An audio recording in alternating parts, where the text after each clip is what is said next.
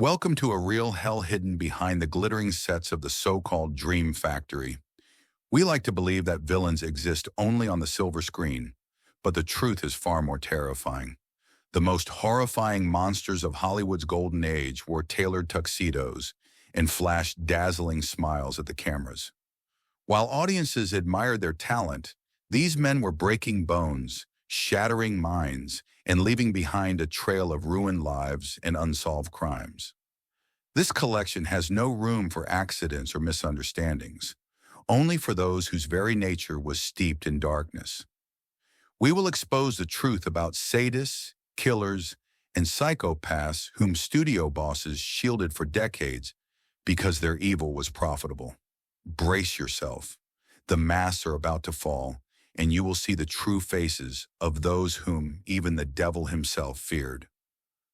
But before we begin with our first star, don't forget to subscribe to the channel, leave a like, and write a comment. Enjoy the show. Wallace Beery. In the history of Hollywood's golden age, it is hard to find a figure more contradictory and unsettling than Wallace Beery. An Academy Award winner and one of MGM's highest-grossing stars of the 1930s. He built his career on the image of a rough-edged bear with a heart of gold. Gruff but endlessly loyal and kind. Audiences adored him for his roles in The Champ and Treasure Island, seeing him as the embodiment of strength and decency. Yet the moment the cameras stopped rolling, this screen giant became a man feared even by the most powerful studio executives. Beery was notorious for his volatile, uncontrollable temper, and his behavior on set often crossed the bounds of professional ethics, turning the work of his colleagues into a brutal test of endurance. The darkest rumor to haunt Beery's name for decades is tied to a tragic incident in 1937, the sudden death of popular comedian Ted Healy. According to numerous accounts from contemporaries and later investigations by film historians, a serious confrontation erupted between Healy and Beery at a well-known Los Angeles nightclub.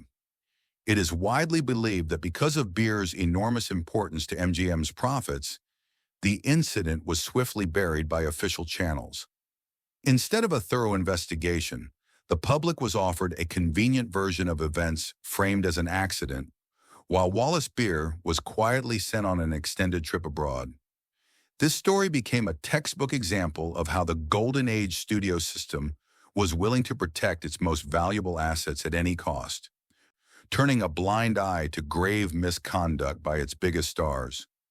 Beery's sinister reputation was further reinforced by his treatment of colleagues, especially those unable to stand up to him. His hostility toward his young co-star in The Champ, Jackie Cooper, became legendary. Beery openly resented the child actor's popularity and employed subtle psychological tactics to unsettle the boy during filming. He would deliberately ruin takes or adopt an icy, aggressive demeanor at moments when encouragement was most needed. Those around him described the atmosphere in his presence as a constant state of tension. Even his personal life was shadowed by accusations of tyranny. His first wife, the celebrated Gloria Swanson, later wrote in her memoirs about his unpredictable behavior, which ultimately destroyed their marriage. Wallace Beery lived as an untouchable king of the screen, but behind his success trailed a wake of conflicts and damaged lives. He was a man who believed that stardom granted him the right to dictate terms, not only to art, but to morality itself. His biography stands as a cautionary tale of how behind a dazzling Hollywood smile and glittering awards there can lurk a nature devoid of compromise and compassion. He left behind great films, but also bitter memories for those who knew him beyond the camera's lens. In film history, he remains a stark reminder of how dangerous it is to confuse a screen persona with a real individual, one who can prove far darker and more complex than any fiction. Charles Elton. Charles Elton was widely regarded as one of the greatest actors of his generation, a man whose talent seemed limitless. His performances in Mutiny on the Bounty and The Hunchback of Notre Dame became cornerstones of acting textbooks. On screen, he embodied raw power and tragedy. Off-screen, however, Elton earned a reputation for having an extraordinarily difficult and oppressive character. His menace was not expressed through physical aggression, as in the case of Beery, but through something far more subtle and unsettling, psychological domination. Laughton was an intellectual giant who wielded his mind as a tool of absolute control, turning any film set into a territory where only his rules applied. Those who worked with Laughton often described the experience as a grueling marathon of psychological survival. He possessed an uncanny ability to instantly detect the vulnerabilities of his colleagues and press on them without mercy. Elton believed that true art could only be achieved by pushing an actor to the brink of emotional exhaustion. There were documented instances in which he tormented scene partners for hours with petty criticisms and caustic remarks, driving them to the edge of a mental breakdown. In his view, only at that breaking point did an actor stop performing and begin to truly live on camera. For many young performers, however, this method became a lasting trauma, and the atmosphere on set grew thick with fear and uncertainty. Laughton's sinister aura was reinforced by his own deep inner dissatisfaction and melancholy. He despised his appearance and often projected that self-loathing onto the world around him. His perfectionism sometimes bordered on the absurd. He would demand that a scene be reshot dozens of times without offering any explanation, simply savoring his power over the process and the people involved. Studio executives tolerated his behavior because the results were invariably brilliant, but the cost of that brilliance was unbearably high for those living in the shadow of his greatness. Elton created a kind of vacuum around himself, pulling in anyone who attempted to work with him, stripping them of autonomy and bending them to his dark charisma. Even in his sole directorial effort, the masterpiece The Night of the Hunter, Elton revealed his bleak inner world. He crafted one of the most frightening films in cinematic history, steeped in an atmosphere of latent menace and nocturnal terror. Actors who worked on the film recalled that Laughton seemed to channel his own dark fantasies into every frame. He was a master of tension so intense it was felt physically. His life stands as a story of how genius can become an instrument of tyranny and how the pursuit of perfection can transform into a refined form of psychological coercion. Charles Elton remains in history as one of Hollywood's most unsettling intellectuals, a man whose shadow was far larger than the man himself. Lawrence Tierney. If there was a man in Hollywood's golden age who embodied pure, unrestrained danger, it was Lawrence Tierney, a star of classic noir films like Dillinger and Born to Kill. Tierney didn't merely play tough men. He brought with him the raw scent of street violence and an atmosphere of constant, unpredictable threat. His reputation within the industry was so ominous that many producers quietly blacklisted him, not for lack of talent, but out of basic self-preservation. Off-screen, Tierney was uncontrollable, turning every public appearance into a potential headline for the crime pages. Tierney's frightening nature revealed itself through a pathological disregard for public order. His biography reads like an endless chain of arrests, detentions, and court appearances. While other stars carefully concealed their transgressions behind studio contracts and publicists, Tierney seemed to openly challenge the entire Hollywood system. He was accused of assaults, barroom brawls, and violent clashes with law enforcement. Witnesses described him as a man who could shift in an instant from calm conversation to explosive rage, if he felt even slightly disrespected. This inner darkness made his performances terrifyingly authentic, but it also reduced his real life to chaos and ruin. The actor's sinister aura was amplified by his absolute rejection of authority. On set, Tierney often behaved as if safety rules and professional hierarchy simply did not apply to him. Colleagues recalled that working alongside him felt like standing next to a live bomb with a broken timer. He possessed a heavy, crushing stare and a physical power that intimidated everyone around him. Producers sometimes hired staff whose sole responsibility was to make sure Tierney didn't derail production with yet another incident. He was an inconvenient star, a man who refused to play by the rules of the Dream Factory, choosing instead to remain exactly who he was, someone for whom conflict was a natural state of being. By the late 1950s, Tierney's destructive behavior led to his effective exile from Hollywood. He had become too dangerous and too unpredictable, even for an industry known for its tolerance of excess. His life turned into a cautionary tale of how talent can be consumed by an inner storm. Even decades later, when he made a triumphant return to cinema in Reservoir Dogs, stories of his brutal temperament continue to unsettle younger actors. Lawrence Tierney remains in Hollywood memory as a figure whose menace was not an act, but the very essence of his character. He was a dark reflection of the American dream. A man who, instead of building an empire, chose to burn every bridge, leaving behind only the echo of his furious battles with the world. If Lawrence Tierney embodied explosive chaos, then Clifton Webb represented an entirely different, far more refined and glacial form of menace. Webb burst onto the international film scene at a mature age, with his role as Waldo Leaker in the iconic noir Lorre. His screen persona, impeccably dressed, arrogantly intellectual, armed with flawless manners and venomous wit, was so tightly interwoven with his real-life character that many contemporaries saw no distinction between the two. Webb possessed a rare talent for making those around him feel profoundly inadequate, not through fists, but through icy disdain and words delivered with surgical precision.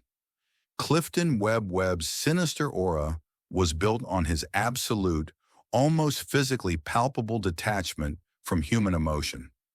In Hollywood, he was known as the man of stainless steel. Colleagues recalled that Clifton never sought friendliness. He maintained a deliberate coldness, as though any interaction with ordinary mortals were an exhausting obligation. His misanthropy was not a pose, but a way of life. He could annihilate a young actor's reputation with a single caustic remark spoken in front of producers without a single muscle twitching in his face. This ability to remain perfectly calm while carrying out a moral execution frightened people far more than open rage ever could. A special place in his ominous biography was occupied by his strange, almost mystical relationship with his mother, Mabel Webb. She accompanied him everywhere, society events, film sets, even on his travels. Their bond was described as a disturbing symbiosis in which his mother was the only person Clifton ever truly allowed into his world. When Mabel died at the age of 91, Webb, already in his 70s, plunged into such theatrical and somber mourning that his friend Sir Noel Coward once remarked with dry irony, "Clifton behaves as though he were orphaned at the age of 2.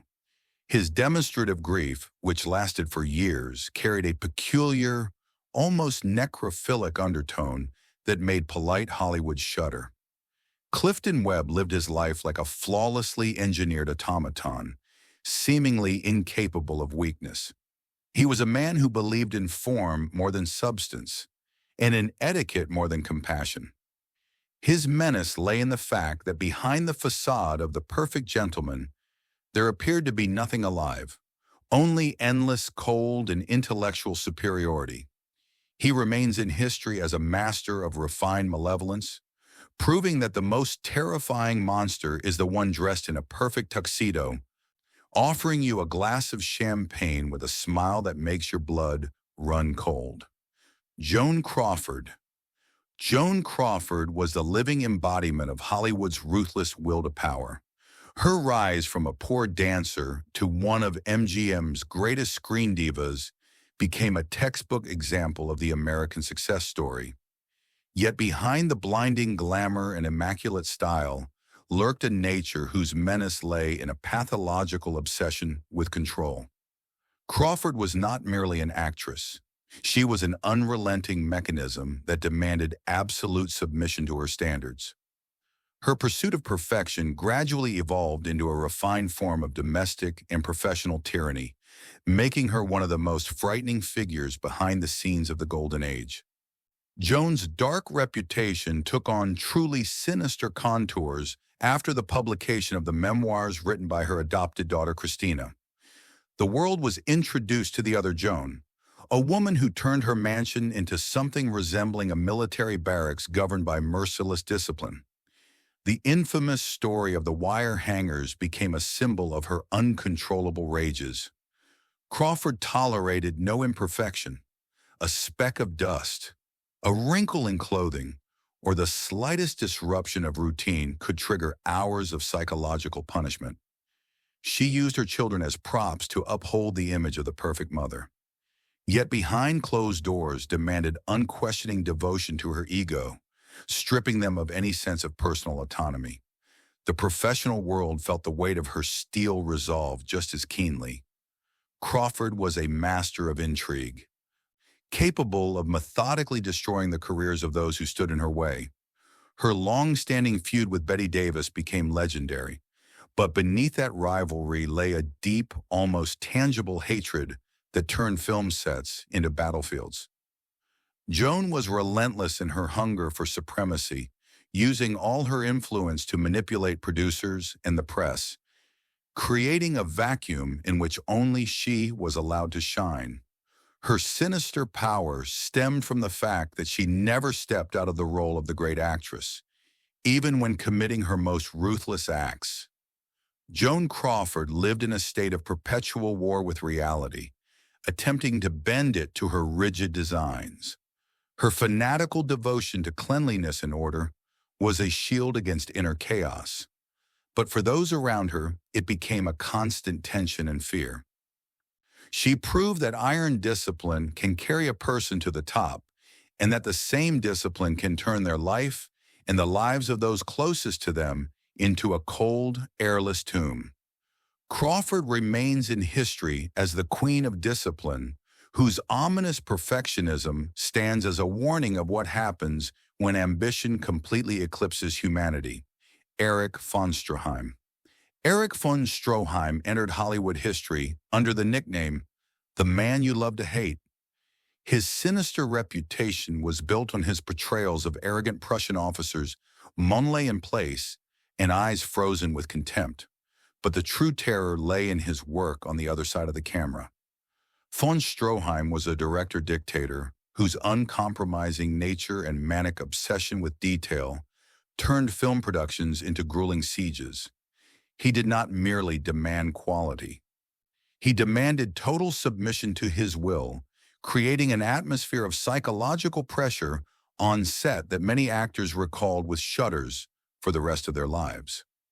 Von Stroheim's ominous aura was further fed by his elaborate mystifications.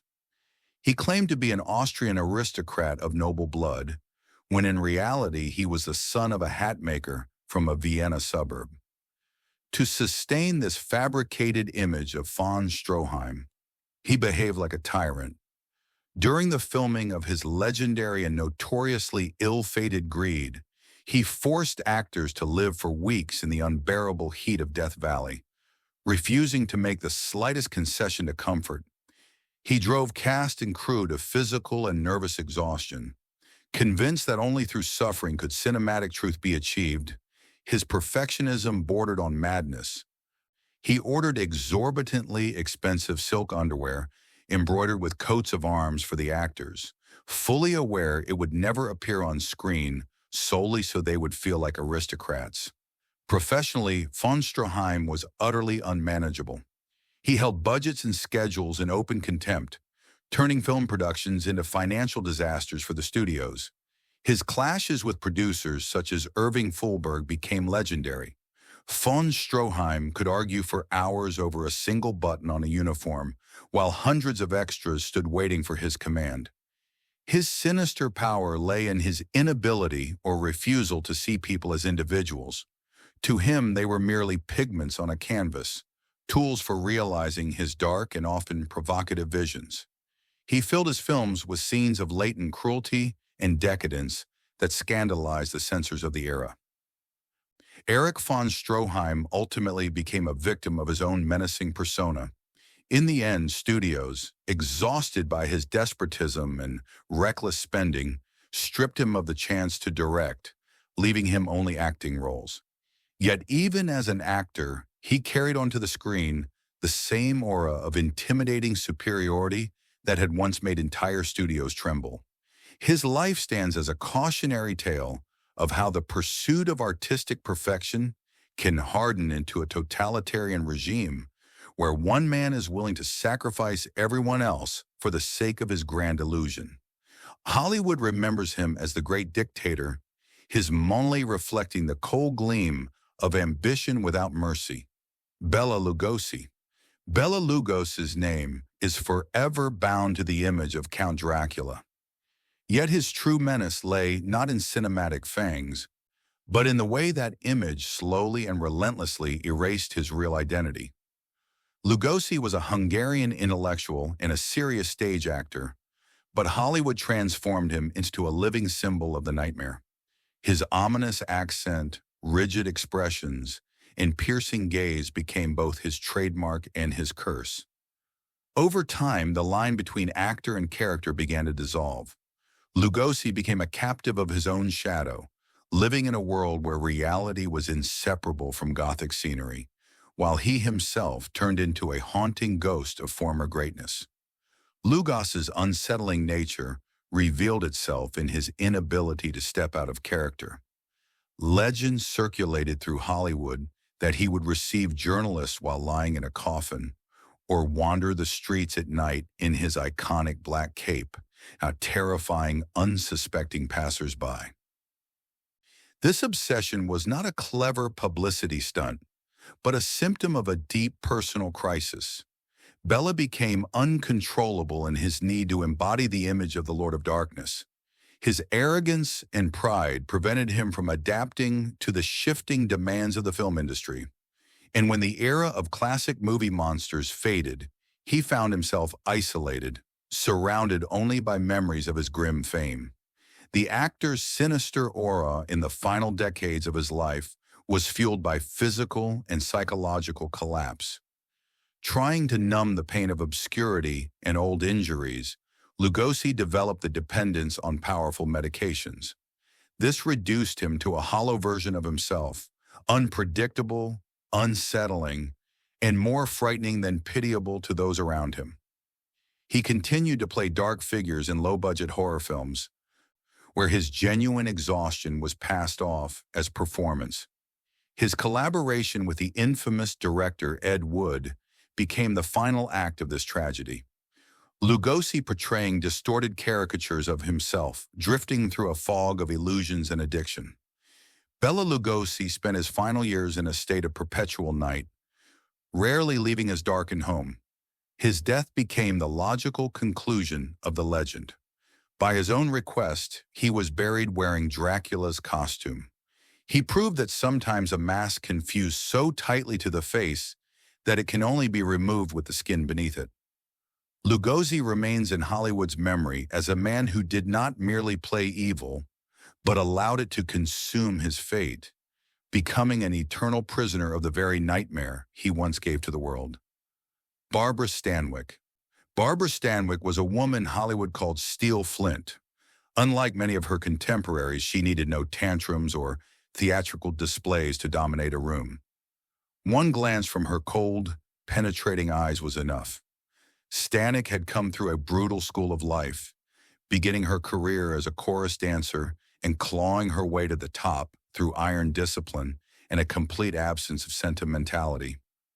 Her menace was an inner restrained force that made her characters in films like Double Indemnity genuinely terrifying. She embodied the image of a woman capable of any decision, so long as it was dictated by logic, profit, or survival. Stanwyck's ominous reputation within the industry was built on her uncompromising professionalism, which at times bordered on moral tyranny. She was relentless in her demands for excellence, both from herself and from everyone around her. On set, she was feared more than the strictest directors. Barbara tolerated no weakness, laziness, or incompetence. There were instances when she reduced young actresses or makeup artists to tears with nothing more than her cold, contemptuous silence, a weapon far more devastating than any outburst. She was a master of psychological distance. No one could claim to truly know what lived behind the eyes of this Iron Lady. That impenetrability created an aura of latent threat, leaving people uneasy in her presence. In her private life, Stanwyck displayed the same hardness that defined her career. Her marriages and relationships often resembled business arrangements or tactical alliances. She was someone who deliberately burned away any trace of vulnerability. When her marriage to Robert Taylor collapsed, she accepted it with chilling composure, continuing to work as if nothing had happened. Her sinister strength lay in her ability to shut down emotion entirely in pursuit of her goals. Hollywood whispered that Barbara never forgot a slight and knew how to take revenge with cold calculation, waiting patiently for the perfect moment to strike. She was the queen of noir, not simply because she played femme fatale, but because she embodied that aesthetic herself, beautiful, calculating, and lethally dangerous. Barbara Stanwyck lived a long life remaining a benchmark of professionalism while never allowing anyone into her inner world. She proved that a woman in Hollywood could be stronger and harder than any man if she was willing to sacrifice softness for steel armor. Stanwyck remains in history as a woman of stone whose dark gleam was the result of decades spent grinding her character against ruthless competition. She stood as a living reminder that the most frightening danger is not the one that shouts, but the one that remains silent and moves methodically toward its goal, indifferent to obstacles and to the feelings of others. Richard Burton. Richard Burton possessed a voice critics called the sound of molten gold and a talent capable of commanding any audience from Broadway to Hollywood. Yet behind this majestic facade lurked a sinister, deeply destructive nature that turned his life and the lives of those who loved him into an endless drama forever teetering on the edge of catastrophe. Burton was a man of colossal passions and equally colossal vices. His darkness was neither quiet nor hidden. It was a raging, thunderous force that swept everything aside. He was uncontrollable in his self-destruction, and that dark energy made his presence in any room feel physically heavy, almost unbearable. Burton's ominous aura was inseparable from his long and turbulent union with Elizabeth Taylor. Their relationship, famously dubbed the romance of the century, often resembled prolonged warfare. Burton had a frightening ability to transform from a tender intellectual into a furious tyrant. Witnesses recalled their arguments as something beyond reason. Screaming matches, priceless porcelain smashed to pieces, and psychological jewels that could last for days. Richard wielded his razor-sharp intellect and flawless command of language as weapons, inflicting the deepest possible emotional wounds. His menace lay in the fact that he understood his power and reveled in the chaos he unleashed, as if testing both the world and the people around him for their breaking point. Burton's professional path bore the same mark of inner darkness.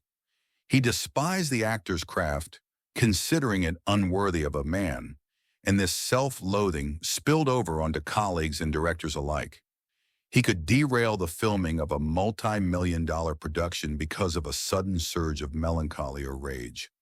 His uncontrollable lifestyle, fueled by staggering amounts of alcohol, turned his final years into a grim spectacle of collapse. He would step onto the stage or in front of the camera, barely able to stand, yet still radiating that demonic charisma that made audiences watch in equal parts horror and awe. He was a man who deliberately burned his life like a candle at both ends, indifferent to those who might be scorched by the flames. Richard Burton remains in history as one of the greatest and at the same time most unsettling actors of his era. His darkness was tragic in nature, the fury of a fallen angel who could never forgive himself for his own imperfections. He proved that the most beautiful voice in the world can hurl the most terrifying curses, and that the brightest star can become a black hole devouring everything around it. Burton departed, leaving behind the myth of a world destroyer, a man who never managed to tame his demons and instead allowed them to rule his fate until the very end. Our list of the most ominous figures of the Golden Age concludes with a man whose appearance became synonymous with latent pathology and quiet, insinuating madness. Peter Lorre achieved worldwide fame with his role in M, where he portrayed a character who inspired both terror and icy revulsion. His distinctive look, short stature, enormous eyes seemingly frozen in eternal fear or rapture, and a soft, almost feminine voice created an image impossible to erase from memory. In Hollywood, Lorre became trapped in the role of the intellectual maniac, yet his real life was steeped in an equally sinister atmosphere of addiction and psychological disintegration, making him one of the darkest figures behind the scenes. Lorre's ominous aura was fueled by his complete lack of control over his own health and habits. Early in his European career, he became addicted to morphine, a dependency that followed him for decades and left a disturbing imprint on his behavior.